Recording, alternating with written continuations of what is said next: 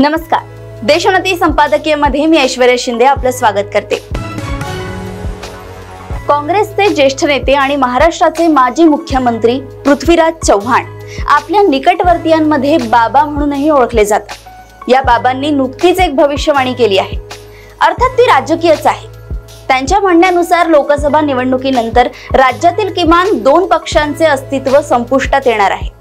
सध्या राज्यात 6 राजकीय पक्ष आपला प्रभाव बाळगून आहेत आणि त्यापैकी 3 भाजप आघाडीत तर 3 महाविकास आघाडीत आहेत। या 6 पैकीच 2 पक्षांच्या अस्तित्वावर बाबांनी प्रश्नचिन्ह उपस्थित केले आहे। बाबा काँग्रेसनिष्ठ असल्यामुळे महाविकास आघाडीतील पक्ष सही सलामत राहतील, अधिक वृद्धिंगत होतील, प्रभावशाली होतील असेच त्यांना अपेक्षित असावे। त्यामुळे त्यांच्या संभाव्य यादीतून हे 3 पक्ष वगळण्यास हरकत नाही। उरलेल्या 3 पैकी भाजपचे अस्तित्व संपुष्टात येण्याचे कारणच नाही। त्यामुळे बाबांचा रोख एकनाथ शिंदेंची शिवसेना आणि अजित पवारांची राष्ट्रवादी काँग्रेस याकडेच आहे। लोकसभा निवडणुकीनंतर या दोन्ही पक्षांचे अस्तित्व संपुष्टात येईल असे बाबांना वाटते।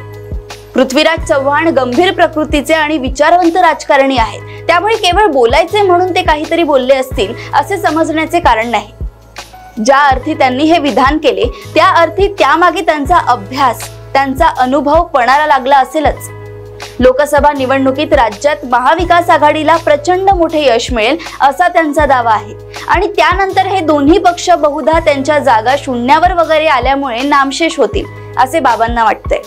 त्यापैकी कदाचित अजित पवारांचा पक्ष पुन्हा शरदाच्या चांदण्यात न्हावून निघेल आणि एकनाथ शिंदेंचे शिलेदार आधे इधर आधे उधर करत काही भाजपमध्ये तर काही उद्धव सेनेमध्ये सामील होतील।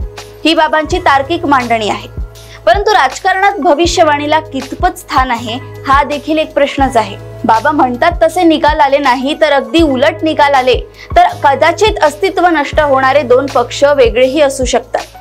कदाचित असेही होऊ शकते की राज्यपाल पदाच्या संदर्भात त्यांच्यावर जो काही आरोप प्रकाश आंबेडकरांनी केला त्यातून सुरू झालेल्या चर्चेला पूर्णविराम देण्यासाठी बाबांनी ही धाडसी भविष्यवाणी केली असावी। अशाच राजकीय घडामोडी व अपडेट सोबत पुन्हा भेटूया देशोन्नती संपादकीय मध्ये। बघत रहा देशोन्नती। नमस्कार।